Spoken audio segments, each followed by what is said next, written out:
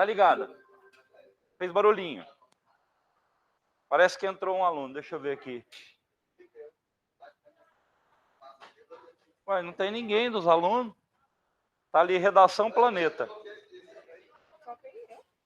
Só tem você e... Ué, não sei, eu entrei na aula que tava aí. Será que eu tô na aula errada?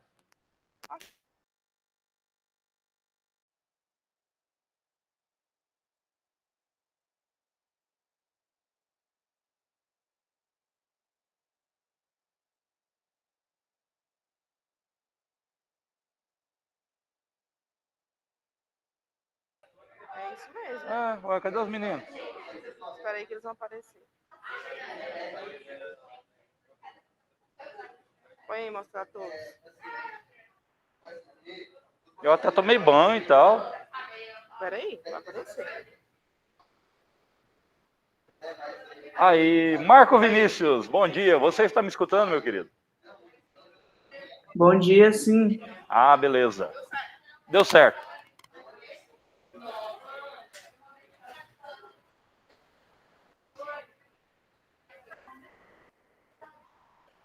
Bom dia. Agora oficialmente bom dia. Começamos o semestre. Em plena Olimpíada. Que ninguém está assistindo. Assisto. Tava nas férias, né? Agora acabou. Eu queria que um terraplanista me explicasse por que os jogos são de madrugada, assim. Vamos lá. Ok. Então hoje a gente começa a gloriosa ecologia. Lembra que eu falei para vocês na primeira aula que o melhor a gente deixa por último, né? A parte mais gostosa do sanduíche é aquele miolo que você vai comer nas beiradas. Aí fica só o miolo com bastante recheio, que é geralmente o pedaço que alguém te pede, né? Ah, não pedaço, você fala, tomar banho na soda. Certo? Beleza? Nada. É só o finalzinho. Primeira coisa, o que é ecologia, hein? Ah, é aquele trem que estuda os bichinhos, as plantas, né, professor? Seguinte, eu coloquei dois conceitos aqui para vocês. Estudo das relações entre os seres vivos e o ambiente em que vivem. Desse senhor aqui, ó. Eu estou pensando em deixar crescer uma barba, né? A pessoa parece uma pessoa respeitável, não é? Ou Dom Pedro II também, né? Certo? Esse cara criou o conceito de ecologia, gente, em 1869. Só que em 1970, 101 anos depois, é que o conceito de ecologia ganhou destaque como ciência. Até então ela não era muito considerada como ciência. E por que disso? Porque na década de 70 é que se começa a falar em preservação ambiental. Tá? Vocês têm uma noção? O Brasil descobriu, os brasileiros no geral, descobriram a existência da Amazônia e do Pantanal na década de 80. O Pantanal até 1980, tá? Era aquele lugar que você fazia assim, você matava alguém aqui em Goiás e fugia para lá. Ninguém ia lá. O que tinha lá? Fazenda de criação de gado. Só que aí começou a mídia a mostrar isso. E com um detalhe. No caso da Amazônia, no final dos anos 70, a mídia internacional começou a falar mais de Amazônia do que a mídia brasileira. Aí despertou o interesse dentro do Brasil. Tá? O conceito que nós temos hoje é esse aqui do Eudine Odum, que é esse senhor aqui. Se você for fazer qualquer curso que tenha ecologia na universidade, você vai estudar pelo livro desse cara. Conjunto de conhecimentos relacionados com a economia da natureza. Para. Me responde uma coisa. Qual que é a primeira lei que rege a economia? Oferta e procura. Por que diamante é caro? Porque tem pouco, é raro, difícil de achar. Por que basalto, brita é barato? Porque tem muito. Então, quando a gente coloca esse negócio aqui, ó, economia da natureza, lá na faculdade isso ferra a ecologia. Porque aqui você estuda ecologia como a relação ecológica, ciclo biogeoquímico e tal. Na hora que entra essa economia da natureza aqui, vira matemática. Tudo, você vai ter que fazer cálculos relativos a isso. Por quê? Obedece à lei de oferta e procura. Obedece a leis gerais, matemáticas de população. Quer ver um exemplo? Muito simples, que você já conhece. Por que a gente tem que evitar aglomeração no caso de coronavírus? Porque aumenta a chance de contaminação. Quanto mais gente eu tenho no espaço, maior é a chance de contaminação, não é? Beleza. Onde que é mais fácil eu pegar coronavírus? Eu andando no interior do Amazonas ou pegando o metrô em São Paulo 7 horas da manhã? Que a densidade populacional é maior. Então, essa parte, quando ele fala economia da natureza aqui, ó, ele já dá uma dica para a gente. Ecologia, ela vai entrar em todas as áreas da biologia. É a mais abrangente. Tudo que vocês estudam em biologia, entra aqui. Ah, professor, mas peraí. Você está falando aí de um negócio e está meio fora do contexto. Porque se eu estudar organela celular, não tem nada a ver com ecologia. Tem a ver com ecologia.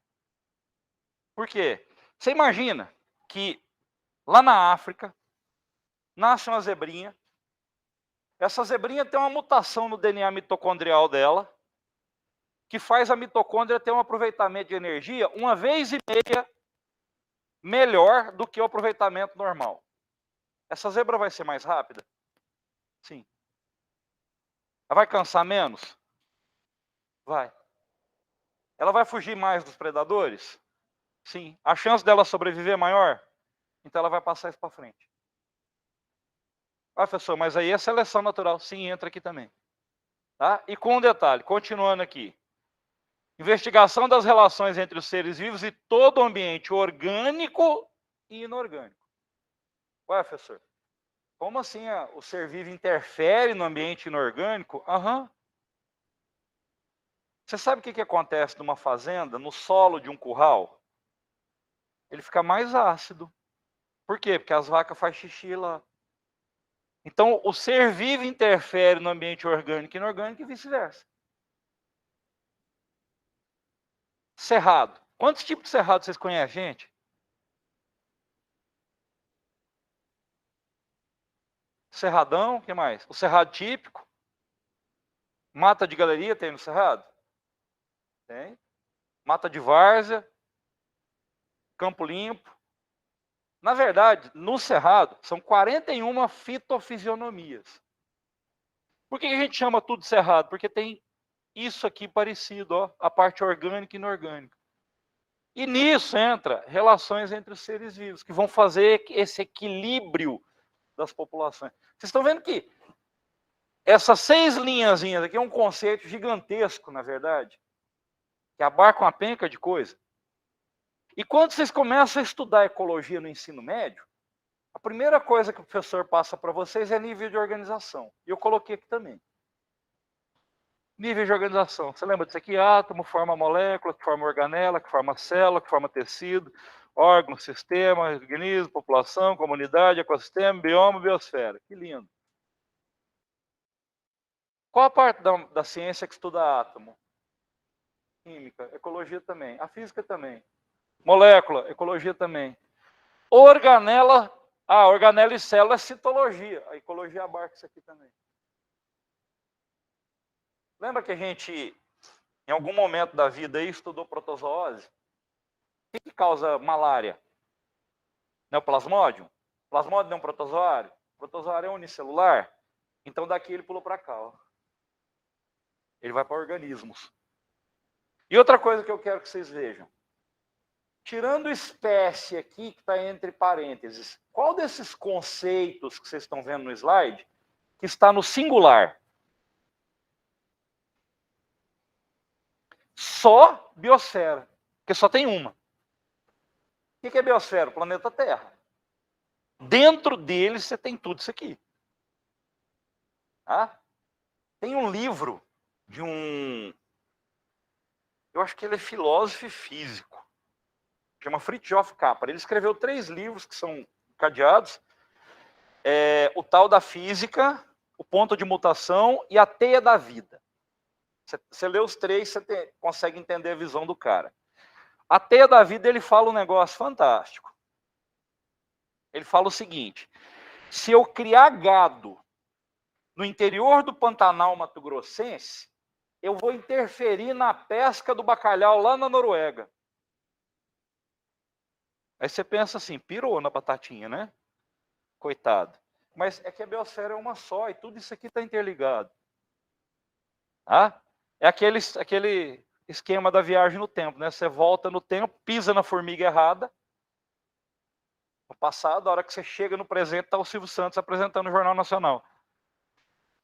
Mudou toda a linha do tempo por causa disso. Então, tudo aqui está interligado, gente. Quando a gente coloca esse nível de organização para vocês, lá no comecinho do ensino médio, para vocês terem uma ideia dos níveis que os seres vivos se organizam. Mas no final das contas, está tudo no mesmo lugar. E tudo interfere. Tudo isso aí zanga tudo. Exemplo de Goiânia. Vocês conhecem o Parque Flamboyant? Você sabe que antes de ter o Parque Flamboyant ali, ele não tinha nada. Do Carrefour até o Serra Dourada, tinha umas casinhas ali e só. O que os caras fizeram? Pegaram a nascente do córrego, represaram e fizeram lá o Parque Flamboyant. Isso valoriza os imóveis na região? Demais da conta. O prédio lá é tudo de luxo, né? Quase comprei uma cobertura lá. Custava 3.300.000. Eu tinha 2.000. O cara não topou fazer negócio. Ainda ia rolar um casal de calopsita que eu ia dar para ele. Não quis. Tá? Você se lembra dos casos de malária no Parque Flamboyant? Lembra disso? Começou a pipocar casos de malária no Parque Flamboyant. Aí você pensa, peraí, malária no Cerrado? É. Mas a gente quase não ouve falar, o mosquito da malária, ele não gosta de cidade. Só que quando construíram o Parque Flamboyant, você isolou uma área de mata ali. E o que é mais interessante, que hora que o povo sai para fazer caminhada nos parques em Goiânia? Início da manhã, final da tarde, não é? É o horário que o mosquito da malária sai do mato para poder comer. Início da manhã, final da tarde. Você vai em tribo indígena na Amazônia, no início da manhã e no final da tarde, eles não ficam lá no meio da... Fica dentro da oca, com a fogueira acendida na porta, para a fumaça sair e não deixar os mosquitos entrar.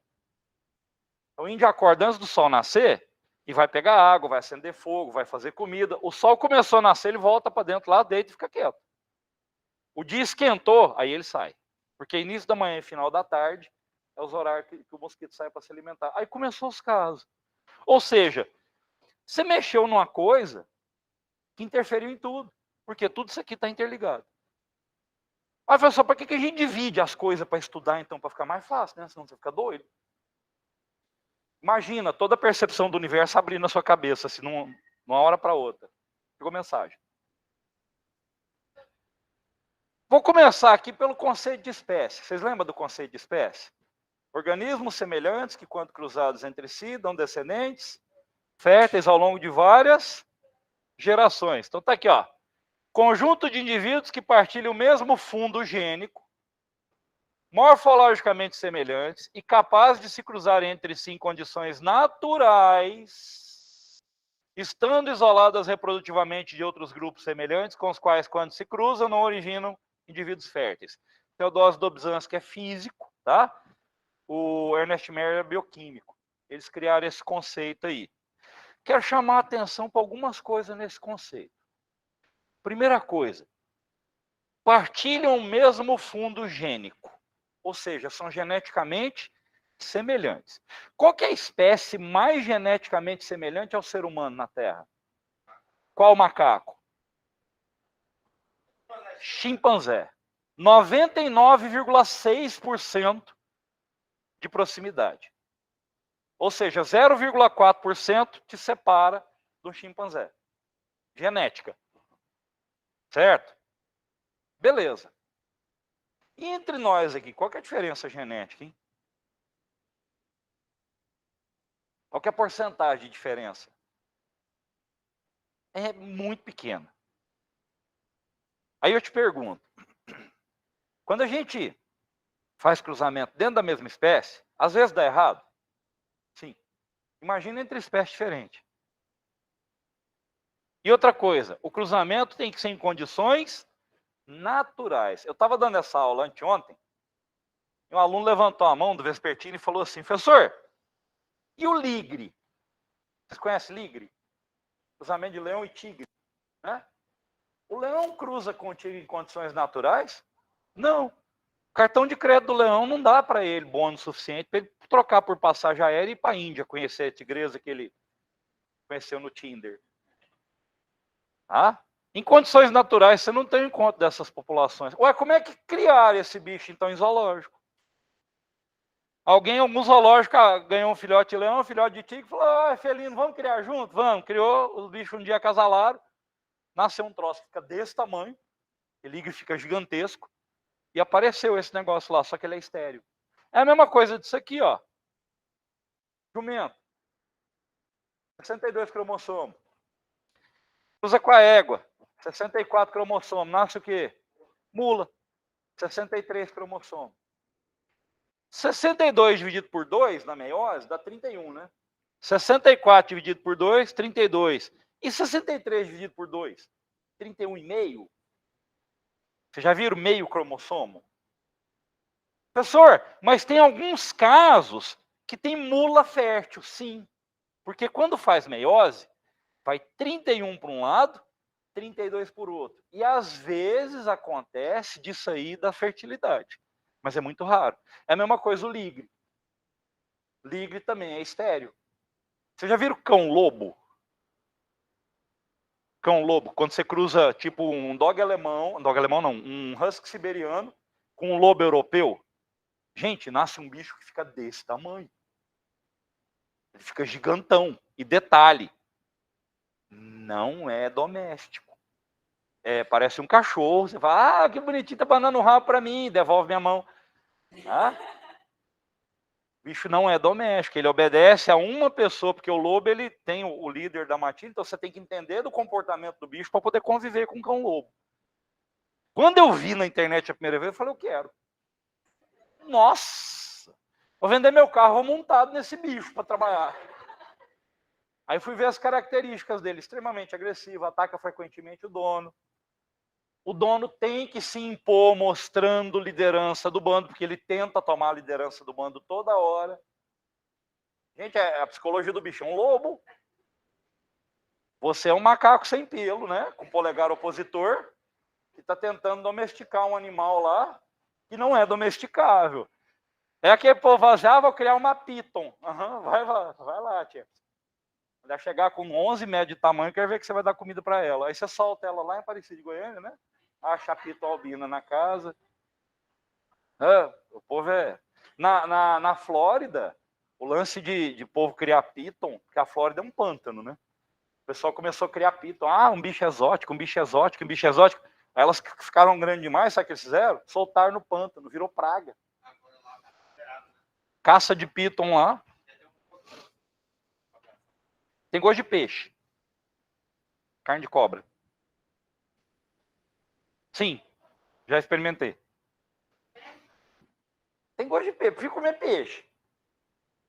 Ah, é porque animal selvagem, é complicado você comer a carne dele. Dura. Imagina um peixe com a textura de uma sola de botina para você mastigar. É justamente. Ah? Então isso aqui, ó, é espécie. Certo? Está isolado reprodutivamente. E contar uma história para vocês.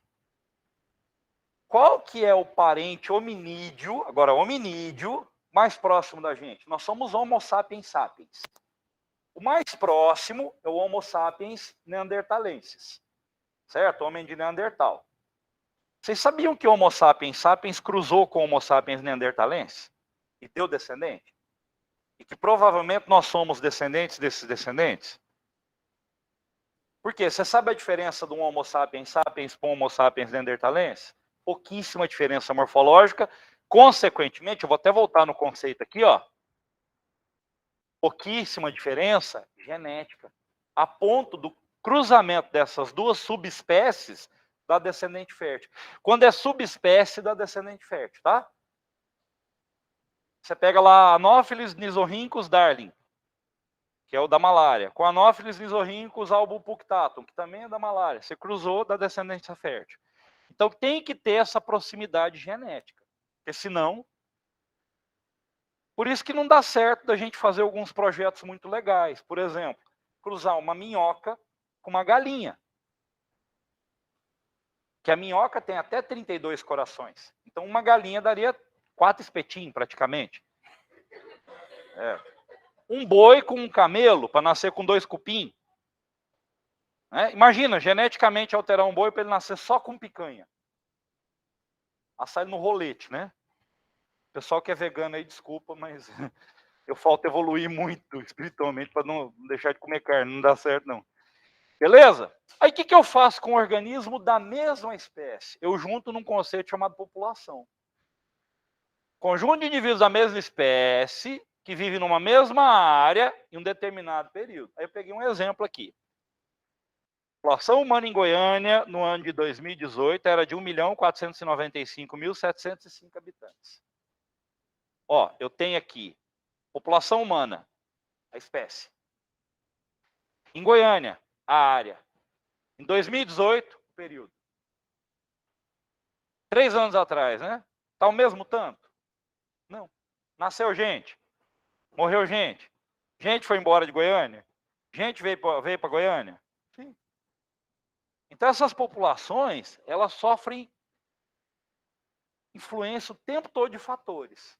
Ah, professor, população humana, né? A população humana, ela é tão complicada que você tem uma parte específica chamada ecologia humana para estudar ela. Porque na natureza, essas populações se regulam. Na natureza, se ficar mais indivíduo num local que aquele local consegue suportar, a população cai. Se o número de indivíduos aumentar acima do que o ambiente suporta, a população vai cair. Agora, a espécie humana tem um diferencial em relação a isso. Por que a nossa população cresceu tanto? A gente elimina a seleção natural fazendo o quê? Tecnologia. A gente altera o meio. Gente, 300 anos atrás, se a gente fosse ter essa mesma aula, tinha data show? Tinha câmera? Nós estaríamos pelados no meio do cerrado, né? Não. Eu estava dando aula para vocês como pescar. E como saber se uma manga está madura. Não, não tinha manga. Não, já tinha manga no Brasil. 300 anos atrás tinha. Manga é da Índia, tá? Não é brasileira. Como fugir dos predadores? Qual predador que a gente ia enfrentar no cerrado? Onça. Ah? Onça pintada. E como escapar de... Como olhar a trilha para ver se não tem cobra. Certo? A gente fazia um negócio legal, sabe o que era? Sabe como é que a espécie humana passava informação? Você pintava na parede da caverna. Né? Pintura... Aqui arte rupestre hoje, ó. Estou pintando a parede da caverna para mostrar para vocês uma informação que eu tenho. Certo? Não mudou muito o conceito de escola de 70 mil até hoje, não. O negócio é desse tipo ainda.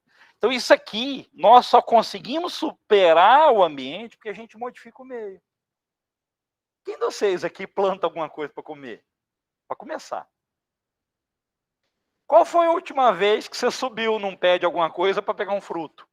E porque você estava com fome, né? Porque você falou, nossa, tem uma manga madura ali, vou pegar. Você estava com fome. Acho que ninguém, né? Ninguém. Nós somos caçadores e coletores? Não, nós somos o quê? Agricultores, sedentários. Isso fez a espécie humana crescer. Essa capacidade de alterar o meio. Tá? Por causa disso, em 2020, a população humana foi estimada em 7 bilhões e 800 milhões de seres humanos. E se fosse uma cidade do interior, todo mundo conhecia todo mundo. Ah, porque você é primo da cunhada, da tia, da sogra do meu cachorro. E por aí vai. É muita gente? Oxe. Você acha que é muito isso aí? Muito, né? Insetos. São 10 quintilhões de insetos. Tem 5 mil baratas para cada ser humano na Terra. Se alguém quiser ficar com as minhas aí, tá? Não estou usando. Fique à vontade. E detalhe, sem barata não tem cidade. É barata que mantém o sistema de esgoto da cidade funcionando. Porque a gordura das fezes, ela gruda no cano de concreto e entope. A barata come isso aí, isso mantém os canos de esgoto funcionando. O NB fez essa pesquisa. E uma informação para vocês, caso vocês não saibam, toda barata adulta voa. E no momento que a barata voa, toda a testosterona de um corpo humano desaparece. Tá? O cara pode ser matador do Comando Vermelho. A barata voou pro lado dele, não tem um ser humano que fica. Fala, vem, palhaça. Você corre pro outro lado mesmo. Tá? Comunidade. O que é uma comunidade? Que é a favela, né? E aí, comunidade?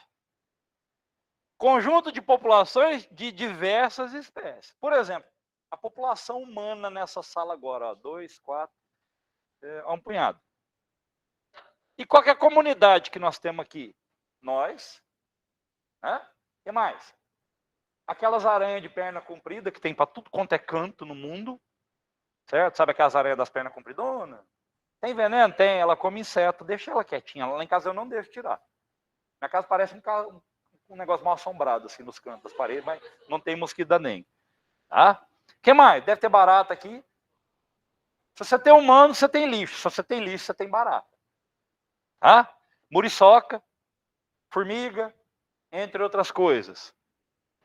Seres de uma floresta, de um rio, de um brejo, do campo, do oceano, de uma cidade. Se eu for ver a comunidade de Goiânia, eu tenho que incluir gato, cachorro, porquinho da Índia, furão, calopsita, seres microscópicos. Aí a perguntinha, o único ser humano você pode considerar uma comunidade? Sim.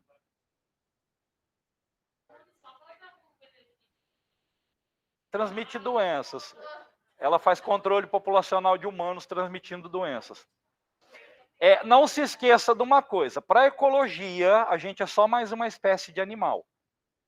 E bem ruinzinha, para te dizer a verdade.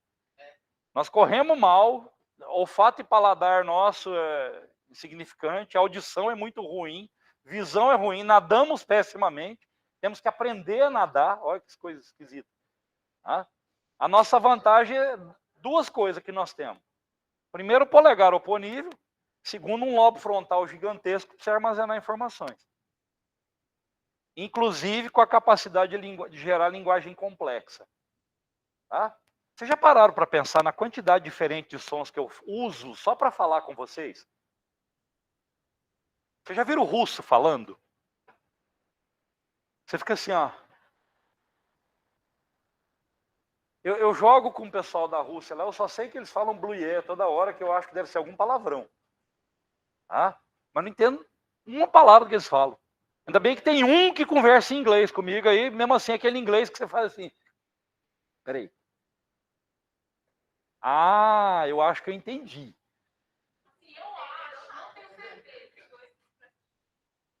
Não, ele fala, my friend from Brazil. Não, eu acho que Rússia é o povo branco mais assustador da Terra. Sério. Não, alemão hoje está tranquilo. A língua alemã é complicada, né? Minha querida, eu te amo. My Lieben, ich liebe dich. Você fala, toma, leva o celular, carteira. Não me bate. Tá? Não é à toa que a Alemanha ensaiou, começou a Primeira e a Segunda Guerra, né? O cara foi pedir a receita de pastel para o outro, o tom de voz causou a guerra. Por que eu posso considerar um único ser humano a comunidade? Espécie de bactéria no seu intestino é considerada. Eles acham que é em torno de 500 tipos diferentes de bactéria no seu intestino. Tem mais bactéria na sua pele do que célula sua no seu corpo inteiro. Ou seja, existe muito pouco de você em você. Ah? Isso tem uma vantagem, você nunca está sozinho. Principalmente se você mora em país tropical. Provavelmente nesse momento, todos nós que estamos assistindo essa aula temos pelo menos um casal de lombriga. Então coloca nome nelas, conversa, né? Faz amizade. Aí, ó, a comunidade. O que é a comunidade? Aqui é a zebra, as gazelas, girafa, aquele mato lá no fundo. Outra comunidade. Os peixes, as algas. Outra comunidade. Isso é errado, eu tinha que pôr, né, gente? Até tem umas vaquinhas aqui, ó. Tá? Isso aí são comunidades. Qual que é a diferença da comunidade para o ecossistema? É que o ecossistema você considera a comunidade e os fatores abióticos. Exemplo de um fator abiótico que interfere na quantidade de vida que tem num determinado local. Água. É o mais fundamental. E detalhe, a ausência de água potável torna um ambiente na Terra completamente inóspito à vida. Qual que é? Deserto do Saara tem lugar que tem gente, tem bicho. Os polos. Por não ter água na forma líquida. Ah, professor, mas eu posso comer neve. Deixa eu te contar uma coisa. Quando você come neve, você perde temperatura para a neve para tornar ela líquida, tá? Então você vai ter hipotermia. Então, nos polos, vida terrestre, Antártida deve ser um saco, né? É tipo domingo à tarde em Goiânia. Hã? Eles não vivem no polo ártico. É na região, no círculo polar, é um pouquinho para baixo. Porque no polo mesmo não tem nada para eles comerem. E sabia que o urso, apesar de ser um predador formidável, ele jamais come pinguim? Porque só tem pinguim no Polo Sul. Aí é meio longe para ele, o iFood não entrega. Entrega, mas a taxa é 158 mil dólares. Tá? Polo, gente. Polo Norte e Polo Sul. O Polo Sul você ainda tem terra embaixo, né? A Antártida é um continente. O Polo Norte não. É um iceberg gigante. Um gelo flutuante. Não tem nada. Tanto é que foram os últimos lugares a serem conquistados na Terra. Os últimos lugares onde o ser humano chegou. O último lugar mais inóspito foi o topo do Everest lá, mas o cara já conhecia o Everest. Mas chegar no Polo Norte e no Polo Sul foi século XX já. Inclusive tem um povo que está morto congelado lá até hoje. De uma expedição do Capitão Scott. Eles morreram tudo e foram enterrados lá na neve. Está lá, mumificado. Por quê? Porque é muito complicado de sobreviver. Não tem água na forma líquida. No deserto você ainda consegue ter água. Por quê? A temperatura é extrema, né? Muito quente durante o dia, muito frio durante a noite. Vocês já viram raiz de cacto? Raiz de cacto ela não cresce para baixo, ela cresce para os lados. Para pegar a umidade do ar que condensa próximo ao solo.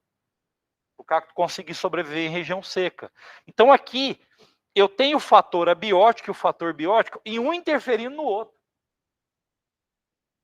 Quer ver coisas que vocês estudam sobre interferência de espécie viva, de espécie animal em ambiente?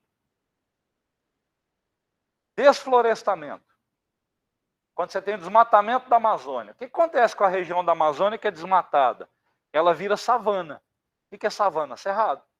Você tem a savanização de área devastada. Então, uma espécie biológica interferindo em outra e isso muda a composição abiótica do meio. Professor, como assim? Se eu tiro a floresta, eu exponho o solo, não é? A chuva vai carregar os nutrientes embora. Então o solo fica pobre. Porque o solo da Amazônia é raso. Então isso aqui é tudo relacionado. Certo? Aqui é uma foto. Isso aqui eu já falei, o fator biótico e abiótico. Certo? Aqui é uma foto de um ecossistema. Ué, professor, a mesma foto. Só que agora eu estou considerando essa poça d'água aqui, o pH do solo, temperatura, vento. É uma área muito aberta, sujeita a erosão por vento. Aqui outro ecossistema, a mesma foto. Outro ecossistema, mesma foto. Certo? E com um detalhe. Você está vendo os fatores abióticos aqui? Tá? Você consegue enxergar a temperatura? O vento? Me fala uma característica do solo do cerrado.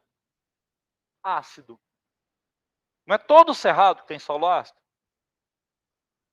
Exceto em baixada de vale, etc. Mas a maioria do cerrado tem solo ácido oligotrófico. Você tem que ir lá corrigir a acidez, colocar adubo, blá, blá, blá, blá, blá, blá. E mesmo assim, gente, ainda tem um problema. Eu quero plantar soja no cerrado. Qual que é a primeira providência que eu tenho que fazer? Antes de fazer a calagem, eu tenho que tirar o cerrado de lá. Se eu plantar a soja no meio do cerrado, a soja não vai crescer, porque o cerrado está adaptado ali, a minha soja não. Então, toda vez que eu vou fazer uma plantação, eu tenho que remover aquela comunidade vegetal para colocar outra. Eu tenho que mudar a característica biótica do meio. Isso vai mudar a característica abiótica do meio. Certo?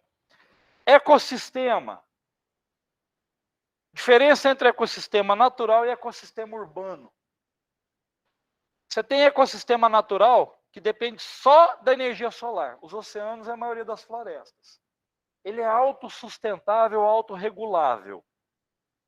Adivinha o que acontece se a espécie humana desaparecer hoje? Daqui 500 anos, você sabe o que vai ter falando assim, olha, teve uma espécie animal aqui que viveu e foi extinta. Você sabe o que vai sobrar? Não, do que nós fizemos. E quais construções? Vou te falar o que vai sobrar. Vai sobrar a pirâmide do Egito, grande muralha da China, aquele Monte Rushmore lá dos Estados Unidos, que tem a cara dos 4 presidentes. Só as grandes coisas construídas em pedra. Isso aqui, gente, tijolo e barro, tijolo e cimento. Se eu não fizer manutenção, cai. Vocês já viram foto de Chernobyl? Hoje, como é que está a cidade de Pripyat? A natureza está tomando de volta. Tá? Então, esses ecossistemas aqui, ó, eles não precisam de nada, só luz solar. Aí eu tenho ecossistemas que dependem da energia solar com coisas da natureza. O manguezal é a floresta úmida. Amazônia. A chuva da Amazônia vem do Atlântico Sul. Ela entra junto com massa de ar, bate na Cordilheira dos Andes e vai para a Amazônia. Vocês já estudaram isso em geografia. Ecossistema que depende da energia solar e subsídio antropogênico, ou seja, a espécie humana tem que fornecer alguma coisa. Aqui, ó, agricultura e aquicultura. Para peixe. Socioecossistemas urbanos industriais movidos a combustível, cidades e bairros. Qual que é o único aqui que é totalmente autônomo? É o A, não é? Porque o B, o mangue, por exemplo, ele depende de matéria orgânica que é trazida pelo rio até o mangue. Agora, cidade e bairro só existe porque tem A, B e C.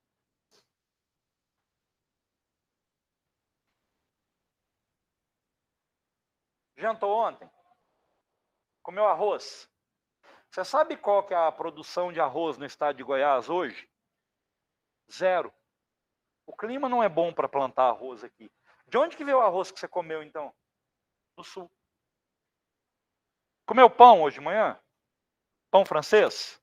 Sabe qual que é a taxa, a porcentagem, não, desculpa, a tonelagem de produção de trigo pelo estado de Goiás?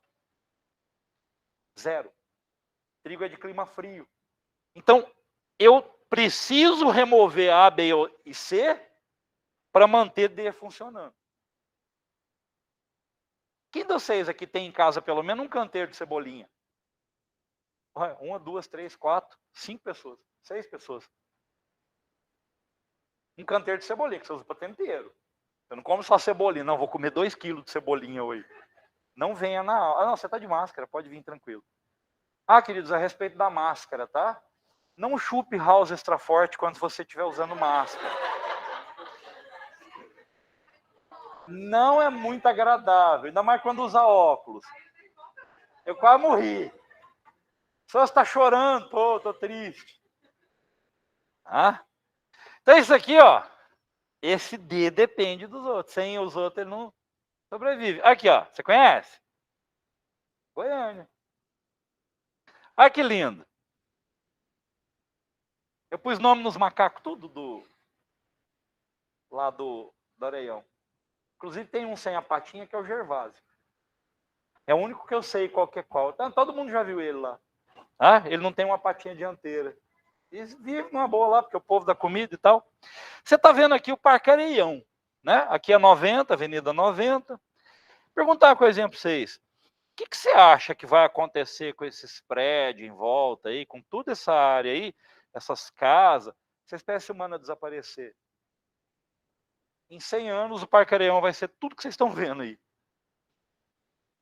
Esses prédios vão cair, a mata vai começar a crescer. Está vendo a 90 aqui? Esse asfalto vai rachar, vai começar a crescer planta aqui no meio e acabou.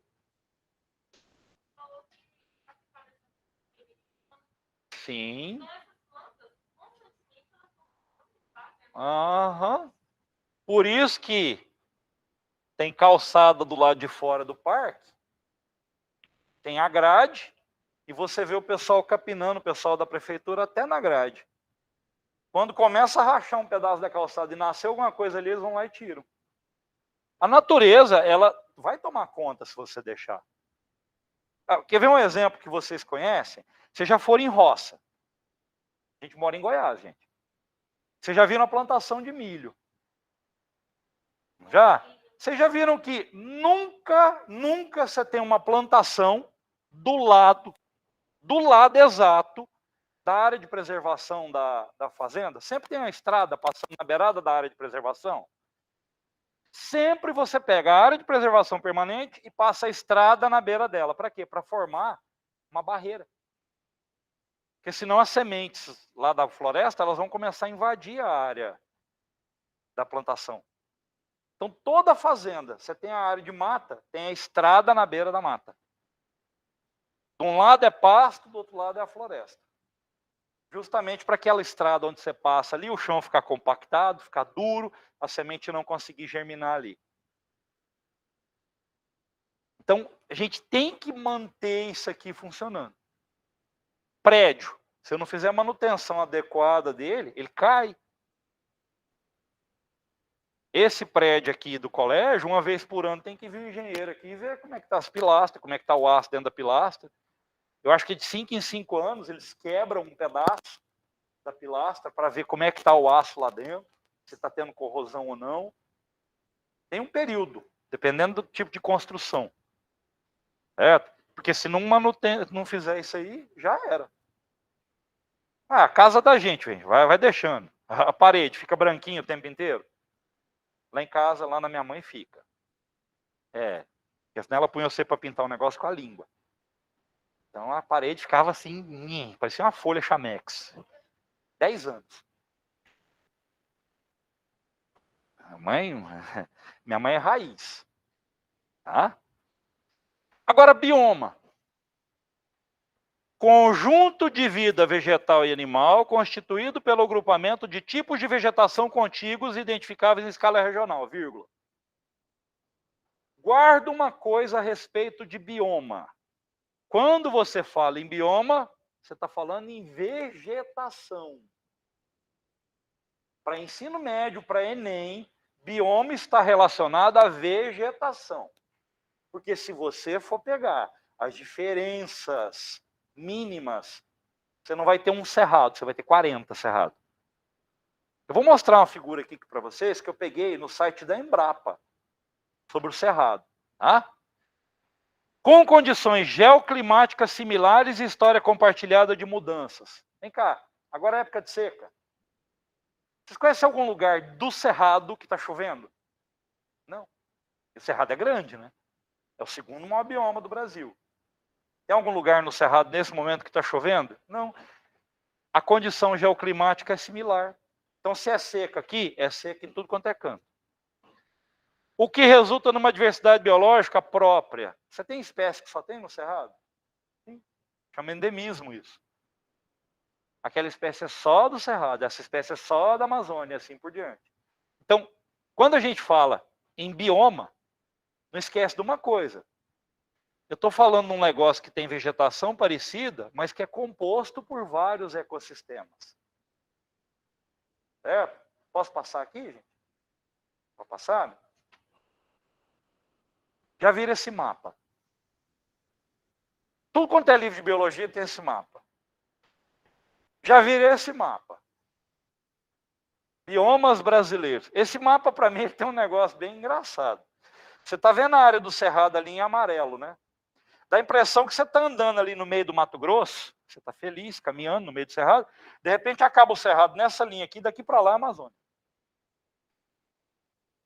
Nessa área de divisa aqui, ó, acabou e começou o outro. Não. Você tem uma área de transição aqui, chamada ecótone, que é riquíssima, porque tem tanta espécie de cerrado quanto espécie de Amazônia, certo? Que às vezes tem 300 quilômetros de largura. Bioma, cerrado.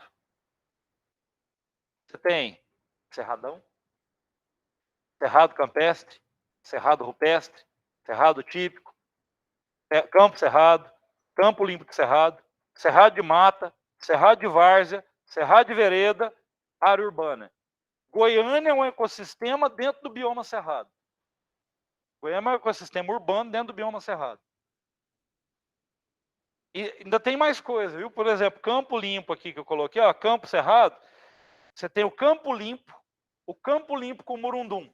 Campo sujo com murundum. Área de várzea, você tem área de várzea de solo argiloso, área de várzea de solo arenoso. Mas tudo a gente chama de cerrado. Dentro do cerrado você tem N ecossistemas diferentes. Certo? Mas pela condição de vegetação e geoclimática, você coloca dentro do cerrado. Olha aí a figura da Embrapa. Fitofisionomias do cerrado. Ele divide o cerrado em formação campestre, formação savânica, formação florestal. Campestre, porque aqui não dá para ler, eu vou ler aqui para vocês. Ele chama aqui de campo rupestre, campo sujo, campo limpo. Savânica, cerrado denso, cerrado típico, cerrado ralo, parque de cerrado, palmeiral, vereda, campo rupestre. Formação florestal, mata ciliar, mata de galeria, mata seca, cerradão. Mas tudo isso é cerrado. E por último, a biosfera, que é o planeta Terra. Todos os ecossistemas. Certo? Inclui a biota e os compartimentos, a litosfera, hidrosfera, criosfera, atmosfera, etc., aqueles trem que você estuda na geografia lá, manto, núcleo, etc. A Terra. O planeta todo. Todos os biomas, todos os ecossistemas, todas as populações, todas as comunidades, tudo. E detalhe, você sabia que já tentaram criar uma biosfera? Teve um projeto nos Estados Unidos chamado Projeto Biosfera. Eles pegaram uma área no Novo México, gigante. Fizeram uma construção, gente, dá uns 40 flamboyants, o shopping, com estacionamento. Que tamanho. Fizeram uma estufa gigante e lá dentro criaram 7 biomas artificiais. A ideia dos caras, colocar 8 cientistas lá dentro e eles tinham que sobreviver 1 ano lá dentro. Tudo equilibrado. Em uma semana começou a dar merda. Detalhe, puseram abelha para polinizar as plantas, criaram floresta tropical, balancearam tudo. Ó, vai evaporar tanto de água, essa água vai condensar, vai imitar uma chuva assim, assim, assim, assim. Em uma semana deu errado. Aí refizeram os cálculos, montaram a estrutura de novo. Biosfera 2, colocaram. Durou 4 meses. Por que eles estavam tentando fazer isso, hein? Porque a gente está destruindo o planeta, nós temos que achar outro, né? Vocês viram a ideia de fazer uma base na Lua agora, para poder lançar astronauta a partir da Lua? Os caras estão querendo fazer uma base habitada na Lua. Não, se o álcool estiver mais barato, eu vou para lá. Porque eu só não vou para Marte como voluntário, porque lá só tem internet da TIM. Muito ruim, né? Não pega nada. Só tem um ponto do planeta que dá sinal, e olha lá. Vocês sabem como é que funciona os robozinhos que tá lá, né? O cara da NASA está aqui, ele vai pegar o comando do robozinho, manda o robozinho andar 1 metro para frente. 8 horas depois o robô faz assim, opa, anda 1 metro. Você reclamando de lag em jogo, né? Ah, o ping tá alto, aham. Ah, demorou 8 horas para chegar a mensagem daqui lá. Certo? Aí, conhece, né? Casa de vocês. Certo? Habitat. Ambiente no qual um determinado organismo vive na comunidade. Qual que é o habitat de vocês? O meu apartamento. 15º andar, tem uma vista maravilhosa. Tá? Massa. Adoro apartamento alto. Quanto mais alto, melhor. Hã? Eu tenho medo de baixura. É sério, se eu ficar na base do meu prédio e olhar para cima, eu fico tonto. Se eu ficar lá em cima e olhar para baixo, eu não fico tonto. E uma coisa, você jamais deve ter medo da altura. Você jamais deve ter medo de altura. O que mata é o chão. Você tem que ter medo do chão. Cair de 70 metros ou de 700 metros vai ser o impacto do chão que vai te matar. Então o chão é seu inimigo. A altura não. Ué. Beleza? Então, ó, semana que vem, a gente vai em habitat, nicho ecológico, etc. E já...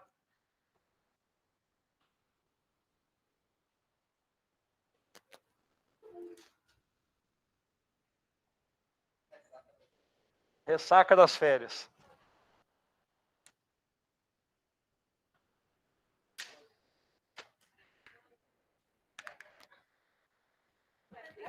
Eu, além de não ter nada para fazer nas férias e pegar Covid, para poder passar mais rápido, eu me matriculei acidentalmente em 9 cursos. Acidentalmente? É porque